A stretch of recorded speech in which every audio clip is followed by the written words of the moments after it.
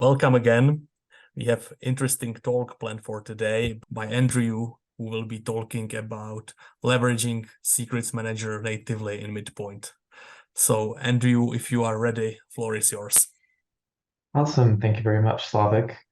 While I talk, I'll pretty much explain what UW-Madison is going through and what kind of gave rise to uh, us developing this. We're looking at rolling out MidPoint. We have a Docker Compose environment where we do a lot of development, and then we have a dev environment running in AWS in Fargate ECS. We plan to eventually go into production. Probably won't get to that until next year. I can share my screen to show how our configuration is set up. But pretty much we leverage MidPoint Studio for a lot of its really nifty functionality related to properties. So we're able to separate environment level configuration from the actual application configuration. And I have some of our example code pulled up here. We have a Person Hub resource, which is using the scripted SQL connector to connect to Oracle database. And here we leverage the properties files to list out different property strings. For example, the database URL, the username, and the password. We keep the password in plain text because it's the local environment, and we actually would prefer them to be plain text because it's just our local development environment. The other reason why I have passwords pulled out into properties is because we actually use this functionality in our non-local environments. So what I did is I created a function library. I just called it an environment library. And what it does is it translates these property strings when they get dropped into a resource XML, for example. And I have other functions that will call the AWS CLI to get the secret, the actual secret from AWS Secrets Manager. And then I have caching functionality. So if I pop over to the Person Hub resource, this kind of makes use of the fact that expressions can pop up almost anywhere in MidPoint configuration. And so what I have set for the username and password of the resource is they are expression scripts which call my the functions in my library, which ultimately will translate what's in these property files to something that the function can handle. For example, in Person Hub, my password and username are just set to something simple. But if we go over to my dev properties, it looks a little more interesting. So for our Person Hub DB URL, for example, we have the Oracle database URL. That's not important. But for username and password, we have this interestingly formatted string. And pretty much what this does is it tells the function that, hey, this is actually something you're going to get from Secrets Manager. I have the format defined as AWS colon the secret name in Secrets Manager. You can also use an ARN here. And then if it is a JSON, like what it is for this Person Hub secret, you can also add on a key, and then it will go into that JSON and it's extract that specific key, which is what I'm doing with username and password. Let me switch to MidPoint and I can show what that looks like on the MidPoint side. So if I go over to, I set this up yesterday, let's hope this still works. I'm in our local MidPoint environment, which is in Docker Compose. If I pull up our Person Hub resource, hit edit, you'll see that what MidPoint Studio did is it took in that username password and just dropped it into here. because these don't match the pattern that I have set up for pulling from AWS, it just passes these values on to the actual user and password for the resource. And as I mentioned before, this is our local development environment. We don't care about having passwords in plain text because they're most of the time just password. Where it gets more interesting is when I go into dev and pull up our person hub resource. Go over to edit raw. You'll see that MidPoint Studio, using that property substitution, dropped in those formatted strings I mentioned earlier. So it's telling it, go to AWS, pull this secret, and then pull this key from the JSON. And it's doing the same thing for the password. And so my code then, if the secret is not cached within MidPoint, it will call AWS CLI to get the password. It will take that password and then store it as an actual MidPoint object. And I can show that down here. I currently have the cached secrets stored as generic objects in MidPoint. Generic objects are eventually going away, so one of my planned enhancements for this is to use a different type of schema object, probably users with a specific archetype to separate them from standard MidPoint users. But if I go in here, I can see that right here, this is the encrypted secret from AWS Secrets Manager. Did you say that those do not get placed into the JKS file that MidPoint uses for such things? These do not. So my eventual goal with this functionality is to build out the framework for continuous integration and CI and CD for MidPoint configuration. So I wanted the application itself to get all of the environment related information. And so when we say commit a new MidPoint configuration in GitLab, GitLab will automatically deploy that to production, and it will use the same functionality that MidPoint Studio uses to drop in secrets, etc. And so what I did here is MidPoint Studio has some nice functionality for using KeyPass for secrets, but that isn't really helpful if you want to use CI and CD with your configuration, because I don't want to figure out giving a KeyPass database to a runner and all that other stuff. And then you're maintaining secrets in multiple places and not in a secrets manager. Yeah, so this is our cached generic object. And since it's in MidPoint, that allows the resource to get the password very quickly. And so what ends up happening, AWS CLI gets that password, stores it in the generic object, and any future time when MidPoint evaluates that expression to get the username or the password, it just queries MidPoint internally, gets that generic object, and returns back the username or password.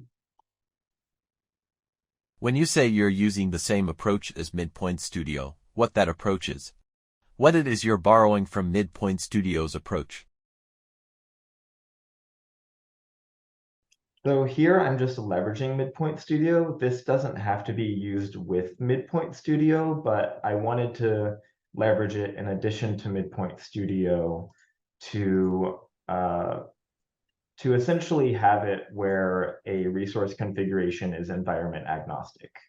Whether I'm in local or in dev, I can use the exact same XML and just upload it, and then I have supporting code that will make the resource work for the right environment, because we will have different credentials, etc., for each environment. And I don't want to maintain a KeyPass database because that doesn't support easy CI/CD. Did I see in the other XML that the password was in there? I can explain that portion real Okay, thank you. quick. So this is our dev environment. If I pull up the XML, it drops in that lookup string into this function call. And so the password isn't stored in plain text in our actual cloud environments. It is in my local Docker Compose environment because that's the actual property string, but we don't care about plain text passwords in our Docker Compose environment. We want things to be plain text because it makes it easier for development. You talked about the caching mechanism, so something like a password would even get cached. Is the password being cached in an unencrypted form? Yeah, it is stored as a generic object, and what I'm using is generic objects have passwords in MidPoint like users do, and so I'm taking that value and putting it in the password for a generic object, and so it's encrypted using MidPoint's built-in encryption for passwords. Okay, so even the cache value is encrypted. Yeah. And then the final portion for those cached secrets is I have a function and a supporting task in MidPoint, which I think I have it set to every 5 minutes. But pretty much every 5 minutes it calls, oh my God, this has been running for a minute. Okay. It calls a very simple function, which just goes through all of our cache secrets and refreshes them. And so this is how, if we have password rotation or something, MidPoint is aware of that new password, but is still able to retrieve it very quickly. I might have missed it. Is that a scheduled task like in MidPoint, or is that external code? It's a native MidPoint task, and it just calls a function Okay. from that function library. Are there knobs to turn off caching? Yes, in my functions, I can reshare that. And did you do the caching because it was sufficiently slow if you don't cache? It was a little slow. Definitely, for example, hitting test connection for resources in the MidPoint UI took noticeably longer. When I implemented caching, the difference was imperceivable to me. I'm sure it's still longer than MidPoint just having that value right in the resource configuration, but in my testing, it's been negligible impact on performance. What was I sharing? Oh yeah, the caching portion. So I have, actually, let me pull up the function library XML. The get secret function has a parameter called bypass cache. And so if you set that to true, for example, over here, it will never actually cache the secret. And each time MidPoint tries to get it, it will go against AWS CLI. This is written to be pretty reconfigurable with other secrets managers. What I do behind the scene is Groovy string execution to actually execute a command in the container. We have AWS CLI in the container, and then AWS CLI, since it's built into the container, it just uses the ECS execution task role, which we've granted access to read certain secrets. And if you wanted to use a different secrets manager, all you would have to do is make sure that that executable was wherever MidPoint, whatever system MidPoint's running on, and then you would reconfigure the command and the parsing if it returns the secret in a different format. When do you think this will be ready to be built into MidPoint as part of the MidPoint distribution? And of course, documentation goes along with it. Yeah, to answer your first question, I've already uploaded the source for what I have today. I just put a link in the agenda, and I'll also put one in the Zoom chat. There are some enhancements I want to make to this functionality, as I mentioned before. I'm using generic object in MidPoint, and that is eventually going to go away from my understanding. In terms of making this native to MidPoint, if Evolveum wanted to develop this functionality, they could do it a lot better since they have the actual midpoint code, they could have those CLI commands be called in a different method, because by default, Groovy string execution is disabled in midpoint. It's very easy to re-enable, but if you give people outside of IAM permission to upload XML configurations, that might be a security concern. But for us, only IAM is allowed to access midpoint directly.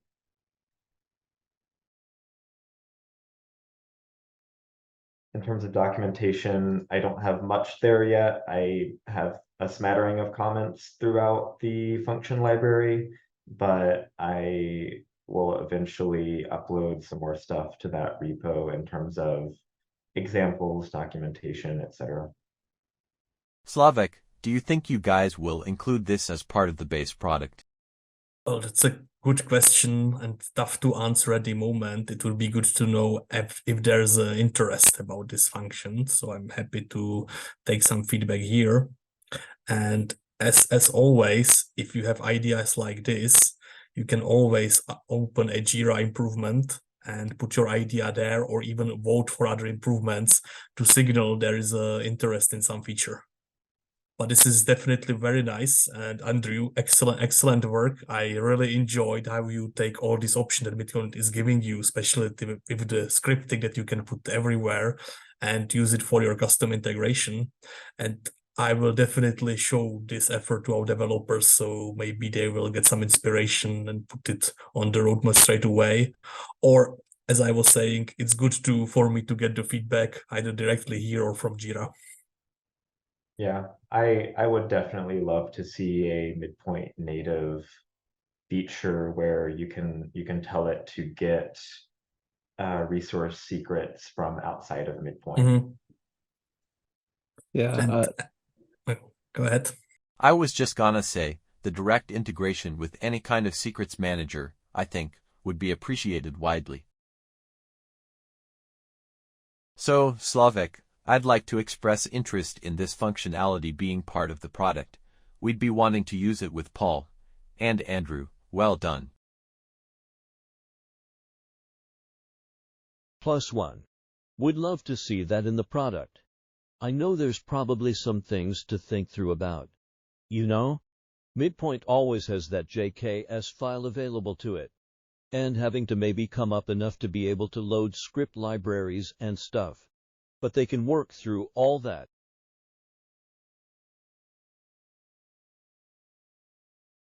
Yeah, we would really like this functionality to be able to put any external string anywhere in midpoint. That would really help with CI/CD through dev test prod. We've got a similar kind of solution that we've actually implemented at our university as part of our go live, but we're just using bash string evaluator to put it into the initial XML that gets loaded in, and then that gets deleted after the install.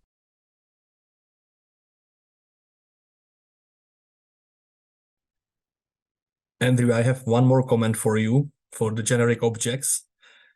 It would be, I guess, best to use service with proper archetype, but user works as well if you prefer that.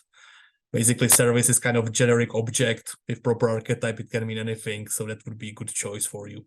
Yep, good point. That's probably a better object to use. And then I will probably create an archetype for services to indicate that it's like a more internal service, because I know that we at least have talked about using services for external to midpoint for like actual provisioning and stuff.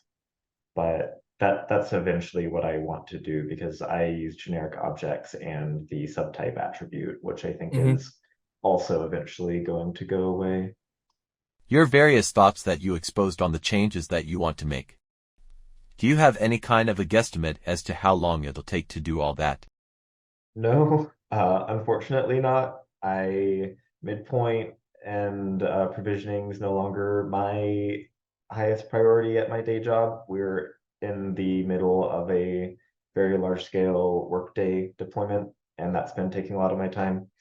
I was actually hoping to, by this time this year, have this be done as well as our CI/CD for midpoint configuration, but I probably won't have the time to develop that until next year. So, Slavik, maybe if you guys are sufficiently interested in his work, you could help him with finishing the development. Well, we have quite a lot of things on our roadmap, so I need to pass this to our developers first, and then they need to decide how it fits into the schedule. It's a complicated process, so I cannot promise anything at the moment, unfortunately. And if you can even look online, there is a roadmap published for I think now 4 years in advance. So it's very tight with a lot of great features, and it's very complex to decide what should be there and what not. But I for sure will pass the feedback and the overall interest about this feature from this group. I realized that the example code I uploaded in GitHub would be a lot more useful if it had an example properties file. So I will have one committed up in the next hour. I think most beneficial from this meeting was seeing some idea of how to use the external script calls to go pull something from a file, or that possibility is there. I actually think that this is gonna change how we're doing a few things on our end, because we put everything in Kubernetes so we can create a secret. We can have secrets that could be encrypted. They don't have to be encrypted, it depends upon what your requirements are at your side, but at least having the ability to, instead of trying to insert a string into the XML, call an external function, go pull it from a properties file that you set somewhere. And it could be anywhere, so it doesn't have to deal with some of the limitations of Kubernetes. So this is a very useful concept just to see and how you could do it in just a few lines of code. Yeah, function libraries and MidPoint are beautiful functionality. I've been really happy with function libraries. I've also developed some, what are they called? Model hooks for some of the Madison weirdness when it comes to how we do identity management. The extensibility is really nice, and being able to essentially call any function or use any class that's baked into MidPoint is really nice. I have a bit of a mindset question for you, Andrew. You point out that your dev environment passwords are not encrypted, or you're using plain text passwords. Why, 'cause you're using real servers. That's not for dev. So dev is in AWS. It's pulling secrets from the AWS Secrets Manager. The first one I showed is the local environment. It's Docker Compose running on my desktop. It's like the Ncommon Workbench. We have our own version of that, which we use for internal testing of and development of features before we put them in dev test or prod. It has Grouper, it has a little Oracle database with some example data that is how that fits Madison's data architecture. And because it's a Docker Compose environment running on your desktop, it's not actually storing any meaningful secrets. And I would imagine, given the number of people that use that Docker Compose environment, you wouldn't want them necessarily having AWS credentials to fetch secrets, right? Right. We want our Docker Compose environment to be entirely self-contained and very easy to throw away and start anew. We did the same thing. Here at our university, we have a Helm chart that you start up with one script. You start it up, and it's your local host, and then you switch it over to prod, and it'll install prod. But when it's doing localhost, everything's unencrypted. Just like you said, when it's prod, everything gets encrypted and locked down. It's all done through little Helm charts that handle everything. That way a user can, like my lowest brand new admin, can start MidPoint exactly the way the university runs it on their development workstation. They can make the change, they can commit that through CI, CD and testing, and then they can promote that to dev test prod.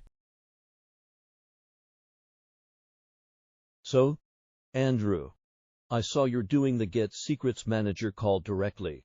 We do things a little bit differently where you can just pass, that is a variable, the task definition. So your task definition role, EM policy has to be able to grab that. Do you find it annoying that you have to specify the fully qualified ARN instead of just like a name or some other value? Yeah, I don't use an ARN. I think I tested using ARNs, but the AWS CLI, or at least the version that we're using, supports names. I just tell it, go get dev/midpoint/database credentials, and it resolves it. Can you bring that up for me real quick? Yeah, I'll share Midpoint Studio. I can walk through it real quick. Yeah, here's the actual property. And so this is what ends up getting dropped in as an argument to my function, one of the functions in my function library. And so it actually passes this part of the string onto the AWS CLI command, which Okay. is in get secret. So it calls that. If you had like environments, you could probably simplify that further using properties as well. For intranet to and our midpoint container, the secrets that we handle as Chris is referring to with the environment variables, those are environment variables that Evolveum has already predefined. So that's like the JDBC password and the Tomcat secret and stuff like that. So I think that what Andrew's got is the ability to insert secrets into anywhere, not just the predefined spaces, which is nice. Like the LDAP resources service account password, for example. Which we do not put in our config, but we're using the JKS file native to Midpoint. Yeah, and I wanted it to be stored in a secrets manager because what I ultimately wanted to see is automated password rotation and then using environment variables from being passed in from ECS does not really support password rotation. What do people do when a secret gets rotated? That was that every 5 minutes job that runs and says, ignore the compact passwords. Right. Yeah, there is a midpoint task, and that's in the GitHub as well, and it calls a function that iterates through all the cache secrets and refreshes them. And if it fails to refresh them, like if the secret is deleted, it deletes them from the cache. So that the next time midpoint tries to get the secret, it will go against AWS Secrets Manager instead of the internal cache. And obviously we're talking about passwords here, but you could use this for anything. Yeah, that was my goal. Passwords was the immediate need, but I saw other use cases for this internally. And examples? Connection strings and stuff. Right now we're using the properties file, but I wanted to play around with storing them in different ways. Midpoint Studio is great, but not everyone on my team quite knows how to use it. They're not as comfortable with it as me, and maybe providing a more lightweight way to put things into resource files might be nice. Something that I'm kind of sitting over here struggling with. Our midpoint stuff is entirely deployed in us in EKS. We're leveraging a secrets manager, but in a more classic way as a part of our CI/CD. All the secrets get jammed into all of our configuration files. So we do have the environmental independence based on some environment flags in our CI/CD pipelines. All the CDK code that we have that does the deploys. The advantage of that over this is that we're able to do the same thing across both Midpoint and Grouper. We're able to handle secrets in the same way. And so what I'm struggling with is, this is really cool. But then, if we do this, if we were to shift everything to kind of runtime method of dealing with secrets as opposed to the build and deploy time, we don't really have a way to do that with some of the other components of our stack. Does that present a problem for you at all? I think there might be an important distinction to make that I like that Drew pointed out. So when we're talking about secrets with Midpoint and Grouper, there are at least two common types of secrets we're dealing with. There are the secrets that the application itself needs to actually run. So for Grouper and Midpoint, this is going to be your credentials to access the grouper or midpoint databases. These are going to be that JKS, that key store, and the password to that key store. This is not meant for those types of secrets. Those secrets you should handle using whatever container build, deploy, and then environment that you have to leverage secrets for. This is for inside of MidPoint. When I upload a resource, I don't want that XML to have that password. And MidPoint Studio has the ability to leverage KeePass for those secrets, but that's not CI/CD friendly for the actual resource configurations. So the grouper analog to this would be if you had a database defined in grouper for some of your loaders, but you don't actually have that password stored in grouper, you have it as a what does it call, expressions instead of a literal, you have the password set as an expression, which goes against a secrets manager and gets the password. I think what you're bringing up is, at least from the perspective of TAP, having some similar approaches, if you will, to the various TAP components of how they deal with the potentially non-static configuration components, as Andrew was describing this. Having that in the TAP components I think could be useful, so that when something changes, cause there are things that various components have to interact with. So when you go and say, change a password to an external system, they all pick that up in relatively the same amount of time. Using similar mechanisms would be beneficial. And you were talking about those things. The first category. Right. Michael. What MidPoint needs to talk to its database. What grouper needs to talk to database. Or you're talking about the second category. More the second category, cause for grouper to come up, it's gotta get to the database. Possibly, maybe even before it knows how to interact with the secrets manager. That's what I was talking about. I think I was sharing Grady's misunderstanding a bit too, when I said MidPoint's gotta have that first before it can read anything else. But if you use your conventional mechanisms and MidPoint's case the JKS file, then it would have that available immediately on step 1 of its startup process.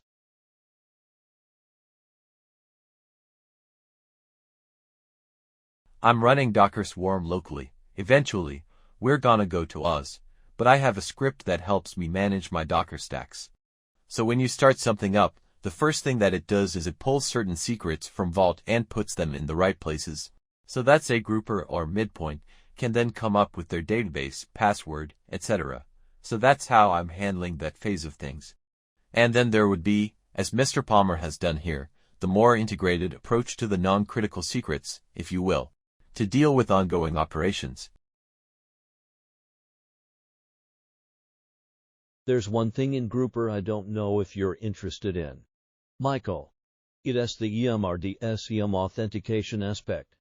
If the task runs with a certain role, they can run the EM or RDS. Get thing. You don't want to get to worry about the secret either. It just can get it and do its thing. So that way you don't even have a password to really deal with. We'd have to be careful about whether the app would complain about not having a password. I think MidPoint might complain if it didn't see it. But you probably put a dummy value there. Well, it generates this string that looks like a password. So in the connection string, it basically runs a call. And then you set the environment variable to that thingy. And then it's like, okay, cool. It's kind of weird looking, though. Is that more AWS specific? It's very AWS specific Postgres. And just RDS in general. And that's why I'm doing Vault, because we have to do things in a cloud provider independent way. I might point out another option, which is pretty simple compared with what was presented, but there are also constants available. So basically you can generate a configuration file on file system for MidPoint, where you have just some constants defined, and then you use this constant name in configuration. But it's simpler version of this. So that's another option that can be used right away. I just We sent a actually- link into the chat and I will put it into meetings note as well. Does that mean the constants would basically replace the properties file? You'd still have a script library that would do the secrets manager call and everything.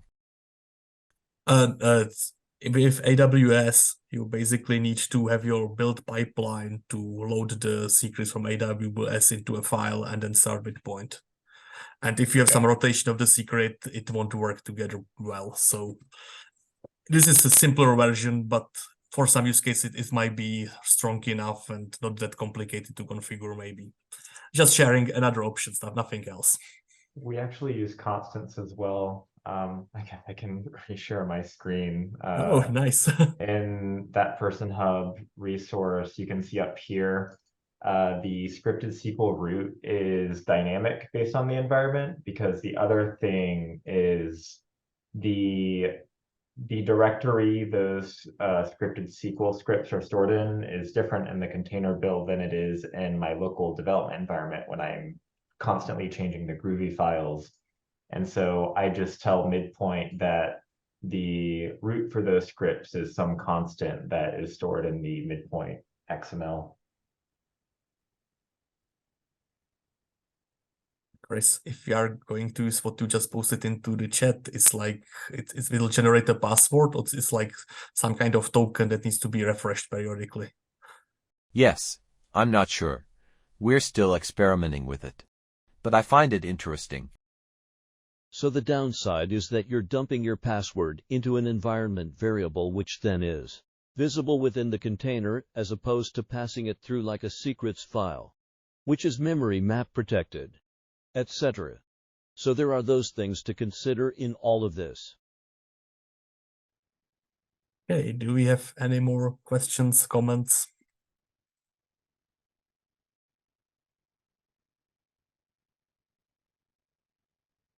Okay, it seems like we will give you 10 minutes of your time back.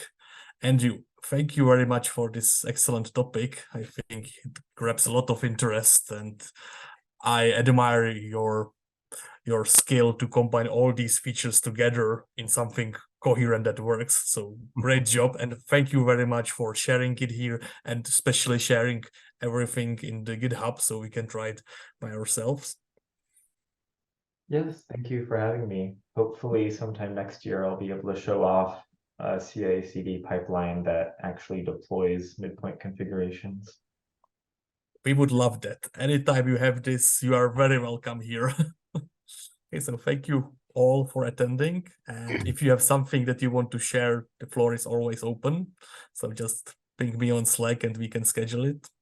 And see you in 2 weeks again. Have a nice day.